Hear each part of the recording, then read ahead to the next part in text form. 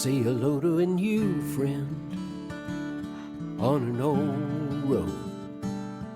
Take a two-lane trip of memories into mysteries unknown. Come along for the ride. Jim Hinckley's America. Jim Hinckley's America. A little bit of music from Joe and Woody and the boys of the road crew there. Get things started. You know, it's not only appropriate that we have music from the road crew for our theme song this morning to inspire a bit of a road trip, but this morning on Facebook I shared a link. The road crew put out a song a few years ago about Under the Neon. And that's rather fitting for our discussion this morning. We'll be talking with Beth Hilburn this morning with a Highway Cafe in near Vinita, Oklahoma. Beth, how are you doing this morning? I'm doing great, Jim. How are you? You know me, every day's good. Some are just better than others. That's right. Thank you so much for doing this morning. I'm so excited about what you've got coming up on March 24th. Is that correct? 25th. 25th. Yeah. Oh, gosh. You've been waiting for this for quite a while, getting that neon relit. A long time. It's been a dream that is finally coming into fruition for sure. You know, it's the work. I understand the Missouri Route 66 Association contributed, and that sums up the Route 66 community quite nicely, doesn't it? That everybody Yes, supported. absolutely. Yes, absolutely. They have just worked tirelessly to help me. Jim Thole and Robert Gill from the Missouri Association, as well as Reese Martin from the Oklahoma Association. We have worked over a year actually on it, and a lot of conference calls and a lot of plotting and trying to get things together, and now it's all coming together, and we get to enjoy the fruits of the labor kind of after all the work. You're going to have quite a party. I just have a feeling that you are going to be surprised by the turnout. Yeah, we are super excited, and we have a lot of fun things scheduled for that night. Not only some finger foods and some live music. We have Elvis that's going to come and sing for us, and it's just going to be a great time. And then we'll actually get to flip the switch. If everything comes together like we hope it will, the original owner, the man who created and designed the sign and the Highway Cafe, Tom Schwartz, he's planning to make the trip down from Kansas City, and I'm hoping that he will be there and be able to flip the switch for us. Oh, wouldn't that be great? Yes. You and your husband have worked tirelessly at this cafe, putting this back on the map for what, about a dozen years? Yes, we've owned, our family's owned it for 12 years. My father and mother had bought the Western Motel around 9/11, around 2001. And we, as a family, were looking for some properties to purchase together so that I could move here. My husband and I were ready to relocate. Our oldest daughter was about to start preschool, and we lived in a big area, and we just decided we wanted to move and be close to the grandparents. And so we looked at a lot of different areas, but northeastern Oklahoma was very sentimental to us, and was an area that my family really wanted to come back to. So my father and mother purchased the Western Motel. They owned it for about 10 years. And then the Highway Cafe became available. And at the time, my father was 90 years old, and decided to go ahead and purchase it just because it did adjoin the Western Motel, and it was something that he didn't want it to close. He wanted it to continue on, and he was trying to figure out a way to do that. Um, at the time, my husband and I had a trucking company that we'd owned for 20 years, and I kind of did all the paperwork. My husband ran the trucks, and my husband just said, if you guys could just my dad just said, if you could just take 6 months and just just get it off and going and clean it up a little bit and until I can find somebody to run it. Um, and we said, oh, sure. We had a little small restaurant in Texas before, so we kind of were excited about seeing what we could do with the cafe. And once we got into it, we absolutely loved it. My husband took a break from trucking for about 7 years, and before he went back to trucking, we just can't seem to get the restaurant out of our blood, sort of a thing. We love the people and the area and the entire community. So um, if you ever have came to the Highway Cafe, it's almost like a family feeling. It's almost like you're going home. Everybody kind of knows everybody. I jokingly say we're kind of like Cheers, where everybody knows your name, kind of a thing. And that's what we want. That is the feel that we want people to experience when they come to the Highway Cafe. That's the very essence of what makes Route 66 so special. It's the people, it's the vibrancy, it's the passion they have for what they're doing. And gosh, with a centennial coming up, it's great to have businesses like yours, your family. How old is the Highway Cafe? How long has it been there? The Highway Cafe has been in existence in its current location since 1963. Um, Originally, Tom Schwartz he had a truck stop, a cafe, and a very small motel. I think it only had 4 or 5 rooms, but it was actually located where the expanded highway is now. So the highway department actually came through and bought all of his businesses out. And Tom actually went to the auction, bought all the buildings back, and rebuilt them about 100 feet north of where they were. And he did not rebuild the motel at that time, but he did rebuild the Highway Cafe in its current location, and that's when he added the historic sign. That's pretty darn impressive history. I know. When he told me the story, I couldn't believe it. He said he went to the auction, he purchased all the buildings, and the highway department told him he had about 30 days to get everything moved because they were going to come through and start on their build. And so he got a crew together. He basically scrapped what he could and kind of reused some of what he could, and then just rebuilt it from the ground up about 100 feet north of where it was located originally. So it's actually super interesting. It's fascinating, the innovation, the ambition that people took a few years, years ago. In Pontiac, Illinois, the Log Cabin restaurant has kind of an interesting story where I believe it dates to the mid 1930s. And when they realigned Route 66, it put the highway behind the cafe. So they literally jacked the building up and turned it around to face the other direction. That is great. Isn't that? I see your post on Facebook, and I got to tell you, I get hungry just looking at what you put up there. Well, we certainly try. We serve a full menu all day, so we're the kind of place that you can come get breakfast at any time. And I'm a person that personally likes to eat breakfast, even in the afternoons or evenings. So that's something that we certainly wanted to do. We have a lot of. My husband's actually the cook. I will admit that he is actually most of the recipes are ones that are his, and he's very particular about. And so we have a lot of homemade stuff, and a lot of them come from his collection. Greg Hassman from Albuquerque has a question for you. He says, "What do you enjoy most about being at the cafe?" Oh, it has to be the people.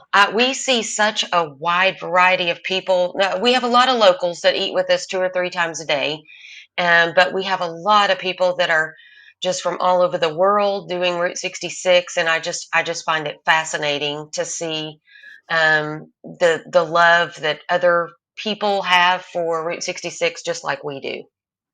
The international aspect of Route 66 is difficult to. I have trouble finding words to describe that. I grew up along the highway. My folks used to tease me that I was potty trained along the highway. And so, to me, it's a road. It's always been interesting. It's a road. But the international fascination for the road adds kind of an infectious enthusiasm that's hard to describe. Yes, it definitely is. It's just amazing. I can't even tell you how many countries we've had. We've had people that are on bicycles doing the route, doing, on motorcycles, car clubs, and it's just fascinating to see the excitement that they have for it. A few years back, oh gosh, I'm probably 15, 20 years ago now. And I have a very dark sense of humor, so I'll apologize in advance. But there was a French mime that tried to set a stilt walking record. He was going to go from Chicago to Los Angeles on Route 66, 6 foot stilts. And he made it to Oklahoma before he became a little ill, couldn't make the trip any further. And my first thought was, how does a French mime call for help in Oklahoma? But that's just one of those things. The cafe, I really think you're going to have a great turnout for this because it's really a subject of conversation. When they relit the sign in Amboy, California, which is Amboy's not in the middle of nowhere, but if you squint hard, you can see it from there. And of course, they have a airfield there, and they had people flying in. They had people from all over the world show up to see them flip that switch. And I think you're going to be really surprised. Well, we are excited to host it, and we just really encourage everyone to come out and enjoy the evening with us. Well, I am sure glad you survived COVID. That was that apocalyptic situation really ended up killing quite a few businesses. Yeah, when COVID hit, we actually kind of went the opposite direction. We increased our days. We were actually open 7 days a week during that time. We started delivering meals within a 5 mile radius of the cafe. We delivered meals to people that were staying home and not able to get out. We also started like family style meals where you could pick up, or we would deliver like lasagnas or things that were ready to cook, because some people just didn't get out, of course, going to the grocery store or anything. So we actually kind of leaned in and did more, tried to do as much as we could to support our community during that time. We even offered grocery bags where we would bag up um, a complete meal of hamburgers, and it was the hamburger patties and buns and everything, and deliver it to your house. So we actually kind of went a different direction, and I think that helped us. I think that encouraged the community to support us during that time. And then once we had everything kind of lightened up a little bit with COVID, we had people that came back out, and we had new people that had came out because they had heard about us during the delivery process and during the COVID era. That is that sense of community is it's it gets overshadowed a lot. It's a rarity, but it's so important. One of the things that I was really touched by that you do there is your pay it forward wall. I think that's such an innovative and fascinating program. How did that come about? Well, we started the Giving Wall in February of 2021, and it was actually started by a that I knew of from another restaurant that was in a neighboring town in Miami, Oklahoma. And they kind of threw it out there saying that they were doing a pay it forward type wall, and they were challenging other restaurants to get on board. And as soon as I saw that, I kind of jumped on it because that's right up my alley. And I thought, well, let's just see what we can do here on Route 66. And so we started that board in February, and actually 2 years ago. So far, we've had donations from 14 states.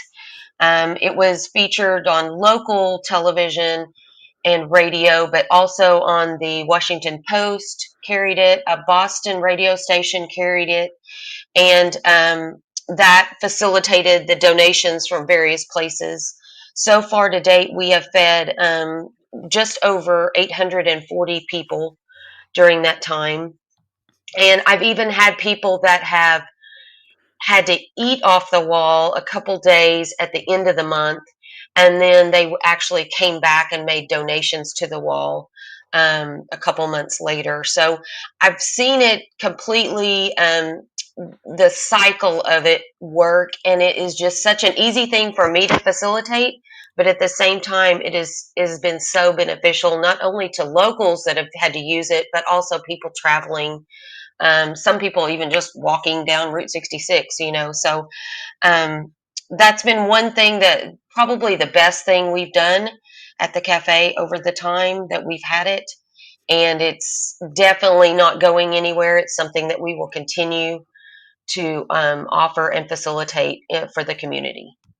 Beth, that's such a wonderful, wonderful thing. You're not only your passion for this business, but your passion for the community and the travelers. Your business model here exemplifies that, and it's pretty admirable. I got to tell you, it's pretty inspirational. Well, thank you, thank you. I mean, for me, it's a little bit of a thing to kind of manage or to look over, but for the most part, I don't see why most restaurants couldn't facilitate this in some form or fashion. Yeah, it'd be easy enough to implement, and it's transformative. You know, It is, yeah. it's transformative for you, for the people in the community, and for travelers. Like you said, people who are a little down on their luck and they come back and they contribute. Yeah, that's pretty impressive. Pretty impressive. Absolutely. It's been a wonderful thing, and it's fun to watch it, to actually experience it when you've helped that person in need, and you know how appreciative they are. Gosh, Beth, I don't think I'm going to make the sign lighting, but I'll definitely stop by and holler. I make one or two trips a year down 66, and when we get that direction, I'll give you a holler ahead of time. But I want to thank you for taking time from your. I know you're really busy right now, and it'll take time to do this. I greatly appreciate that. We've got some folks listening this morning, well, from Tennessee and Michigan and Arizona, New Mexico, and pretty much all over. But I want That's to thank wonderful. you. And anytime you want to join us, please let me know. I think people would love to hear more about what's going on. Would sure like to hear more about your sign lighting party. I know. I can't wait to. We have some exciting news that we will be announcing at the sign lighting. So I'm trying to keep our momentum flowing here. We were so fortunate last year to receive several grants and different things that have certainly helped. The sign lighting was part of the National Park Service cost share grant, and we were one of 11 places that were chosen for that. Um, and then last summer, we were also chosen for the Backing Historical Small Restaurants, which is through the National Trust for Historic Preservation in conjunction with American Express. And with that grant, we were one of 25 restaurants that had been selected across the United States. And with that funding, we actually added additional seating. So some of our patrons that used to come to us, they said, man, you just need to be a little bit bigger. So they'll be excited to see that we've added additional seating there. We've added some outdoor murals that you can have your picture made by, and some outdoor lighting. We also participated, in November, we participated with Mobile One with their Keep Route 66 kicking campaign. I Yes. don't know if you saw any of that, but that was super exciting. We purchased a 1963 Rambler, Yes. and Yes. yeah, an AMC Rambler, and we did that. I specifically wanted a 63 because that was the year that the cafe was started with Tom Schwartz. So we purchased that, and with over 100 volunteers, we placed 60,066 1/2 inch stickers that were all unique, um, onto the body of the car. Oh, So yeah, it's if you look at the Facebook page, it created a big mural, and that was part of our, the Route 66 Keep Route 66 Kicking campaign, and we had Guinness Book of World Records that came November the 12th and proclaimed our car the new Guinness World Record holder for the most stickers on a car. So I think Kuwait City had 43,000 stickers, and we surpassed that. We had the muffler man, the Mobile One muffler man, that was in our parking lot during that time, and people stopped and took pictures. And now we have our sticker Rambler, the world record Rambler, on it's inside the cafe, where we have like a glass garage door, and we have a jumbotron TV that shows the work over the course of the 8 days that it took us to apply the stickers. You can watch like a video clip showing us working, and we have the world record plaque out there displayed. People can take their picture with the car there and see how we did it and see the actual stickers. And then we also have just recently, within the last week or two, added another 1963 Rambler to the outside of the car, and we're encouraging people to stop and use their own sticker and sticker that car, and then come inside to see the world record car. So we're trying to create like a roadside attraction here in Northeast Oklahoma that people really look forward to. It's something that they can participate in, and then they can go inside and see the world record car as well.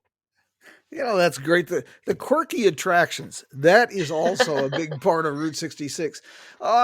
Joe from the Road Crew, the band that I mentioned that does our theme song, and the band that did the song Under the Neon, he's on the program this morning, and he says Oh, wonderful.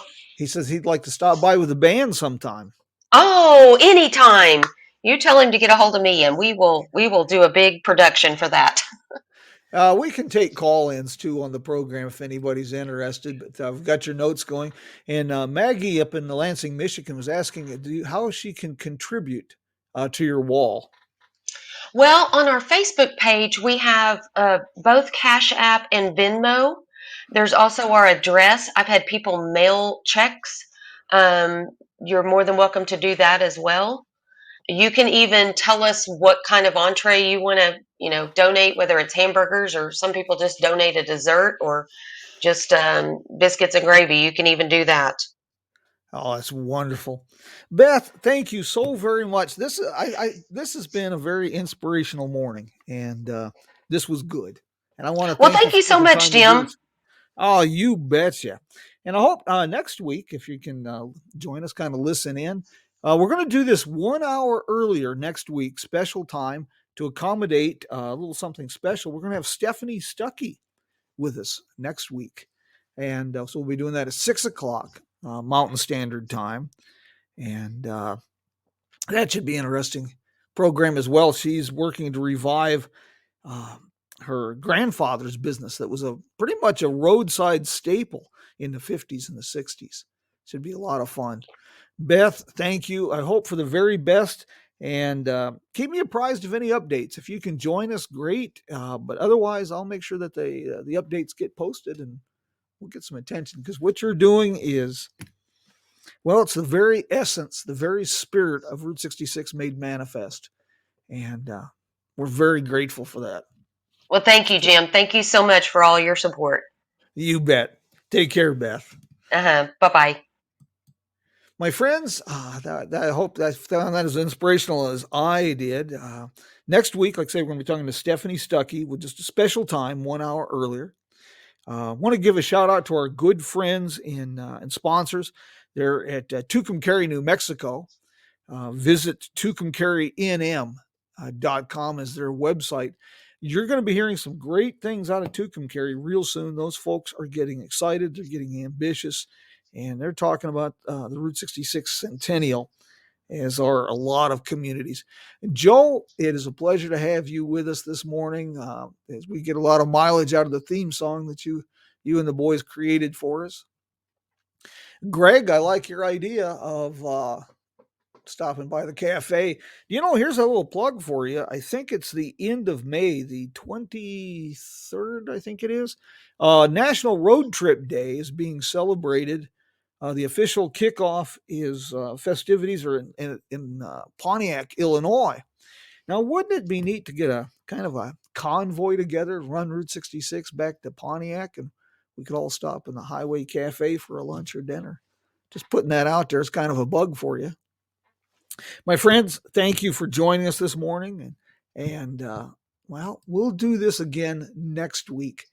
And now, one more time to inspire a bit of a road trip, a little music from Joe and Woody and the boys of the road crew. My friends, until we meet again, vaya con Dios, mi amigos.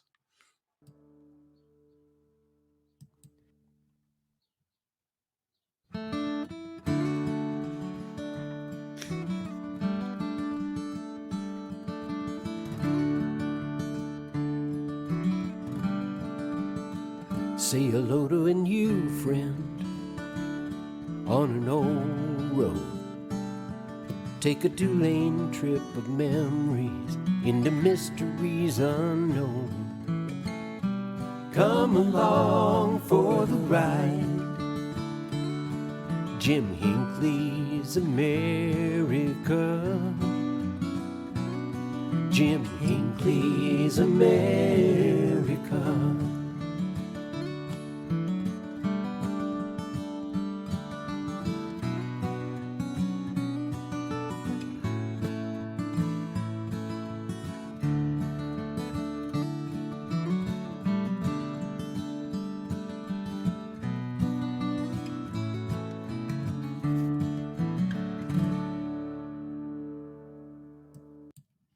Take care, my friends.